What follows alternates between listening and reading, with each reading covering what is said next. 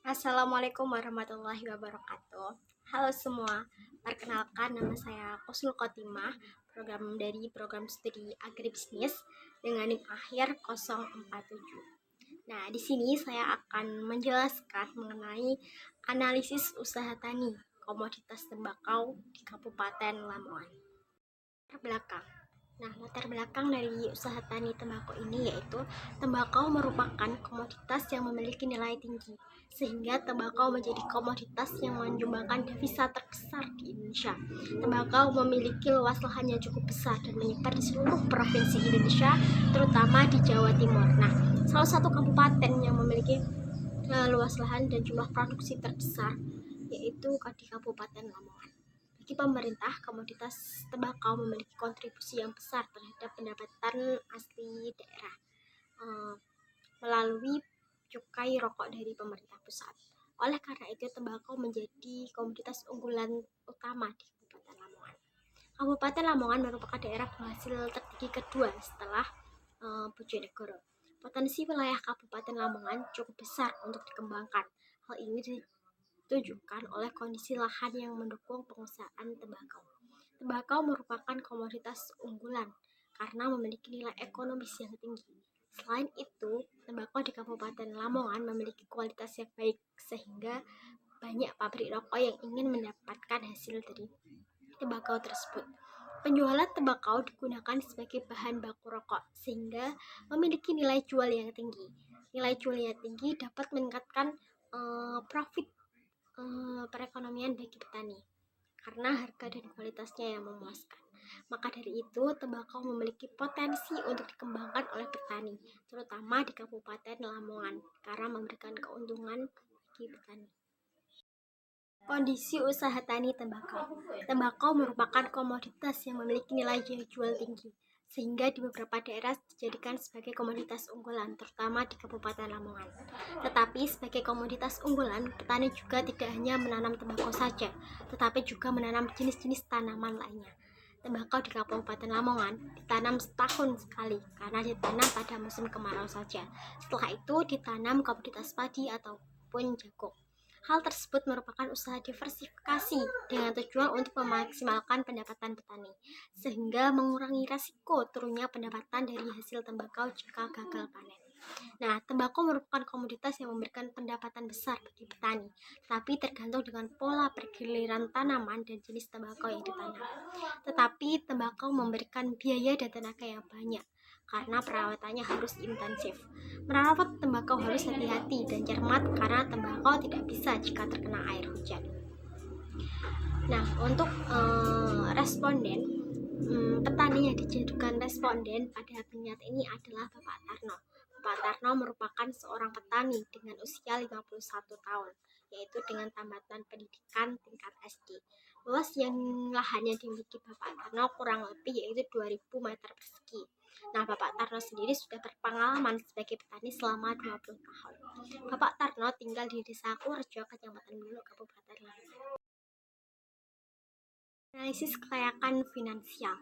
Nah, pada tabel di atas bisa dilihat bahwa berdasarkan tabel dapat diketahui bahwa Bapak Tarno dalam sekali produksi tembakau mengeluarkan biaya sebesar 2.354.000 dengan jumlah produksi yang dihasilkan yaitu 310 kg. Sedangkan harga jual per kilogram tembakau adalah 20.000. Sehingga dapat diketahui bahwa penerimaan petani tembakau adalah 6.200.000 dan keuntungan yang diperoleh sebesar 3.803.000 rupiah. Nah, untuk analisis kelayakan yaitu RC rasio dapat diperoleh nilai sebesar 2,6, di mana untuk usaha tani tembakau membeli Bapak Tarno layak untuk dilakukan karena nilai lebih besar dari 0 sehingga layak atau menguntungkan. Untuk BP penerimaan diperoleh hasil sebesar 188 kg, di mana untuk usaha tani tembakau Bapak Tarno dapat dikatakan impas jika produksi yang dihasilkan yaitu sejumlah 188 kg. Nah, untuk BEP harga yaitu diperoleh harga sebesar 7.500, yang artinya ketika harga tembakau di pasar kurang dari 7.500, maka petani dinyatakan rugi. Sebaliknya, jika lebih dari 7.500, maka petani akan mendapatkan keuntungan. Nah, hasil dari payback period yaitu 1,61. Artinya, waktu yang dibutuhkan Bapak Tarno untuk memperoleh kembali modal yang sudah digunakan yaitu dalam waktu 1 tahun 6 bulan 1 hari. Pembiayaan usaha tani tembakau. Dari hasil wawancara diperoleh bahwa petani membiayai kegiatan usaha taninya yaitu dengan modal sendiri karena luas sawahnya kurang dari 1 hektar, sehingga uang pribadinya cukup untuk membiayai kegiatan usaha tani.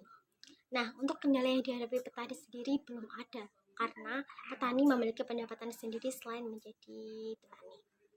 Nah, untuk identifikasi resiko usaha tani, resiko yang dialami petani adalah ketidakpastian iklim dan cuaca, ketidakpastian harga, dan gangguan hama. Ketidakpastian iklim dan cuaca menjadi ketakutan petani dalam usaha tani tembakau karena tembakau rentan mati jika terkena hujan.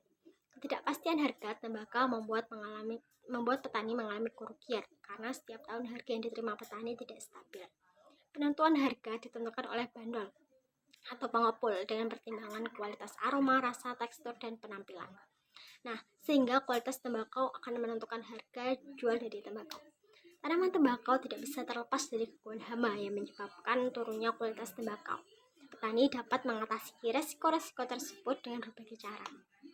Nah, untuk ketidakpastian iklim dan cuaca seperti menanam pada musim kemarau basah dapat diantisipasi dengan cara membuat gulutan tanah minimal dengan tinggi 25 cm di musim awal sehingga air tidak bisa menjangkau tembakau. Ketidakpastian harga pada tembakau tidak bisa dikendalikan oleh petani, tetapi petani bisa berusaha untuk mengatasinya dengan merawat tembakau dengan kualitas yang baik karena penentuan harga didasarkan pada kualitas tembakau. Nah, untuk gangguan hama sendiri yaitu dapat diatasi dengan memberikan pestisida lanet. Meskipun tanaman tembakau tahan terhadap gangguan hama, karena hal tersebut dapat menurunkan kualitas dari tembakau. Identifikasi kemitraan. Kegiatan kerjasama yang dilakukan Bapak Tarno dalam mendapatkan input produksi belum ada karena beliau mendapatkan dari subsidi pemerintah sehingga dapat memberikan keringanan dalam berusaha tani. Tapi kerjasama dalam bidang pemasaran tembakau dilakukan Bapak Tarno dengan pengepul tembakau. Kerjasama dengan pengepul yaitu ketika panen tiba, petani tidak perlu bingung untuk menjual tembakau kemana-mana karena sudah bekerjasama dengan pengepul dan sudah menetapkan harga di awal. Perencanaan usaha tani. Perencanaan usaha tani tembakau milik Bapak Tarno dimulai dari pemilihan komoditas sampai dengan cara penjualan hasil. Karena untuk pemilihan lokasi tidak ada. Untuk yang pertama yaitu pemilihan komoditas. Pada awal masa tanam, petani harus memilih komoditas apa yang mau ditanam karena menyesuaikan juga dengan musimnya. Pada saat musim kemarau, petani memilih untuk menanam komoditas tembakau karena menghasilkan keuntungan yang banyak. Jenis tembakau yang ditanam petani adalah tembakau Manila karena petani sudah lama menggunakan jenis tembakau tersebut sehingga petani sudah mengetahui kualitasnya yang bagus. Yang kedua yaitu persiapan lahan. Persiapan lahan untuk menanam tembakau dilakukan petani dengan membersihkan lahan dari gulma dan sampah organik serta meratakan tanah. Selain itu, petani juga melakukan pembajakan dengan traktor untuk meningkatkan pergerakan udara dan drainase air dalam tanah sehingga dapat memperbaiki struktur tanah agar lebih mudah ditanami komoditas tembakau. Nah, yang ketiga yaitu cara bercocok tanam. Bercocok tanam tembakau diawali dengan penanaman bibit. Setelah bibit tumbuh dengan baik dan memiliki daun sejati, maka sudah siap untuk ditanam. Bibit tersebut ditanam pada lubang tanam yang telah dibuat. Petani membuat lubang dengan menggunakan kayu yang ujungnya lancip. Kemudian bibit diletakkan pada lubang dan ditutup akarnya dengan tanah yang sudah sedikit basah. Tanah yang basah atau lumpur dibuat petani sendiri untuk memudahkan dalam proses menanam. Nah, yang keempat yaitu panen. Panen tembakau dilakukan petani secara bertahap, yaitu dengan 4 tahap, karena memiliki tingkat kematangan yang berbeda-beda.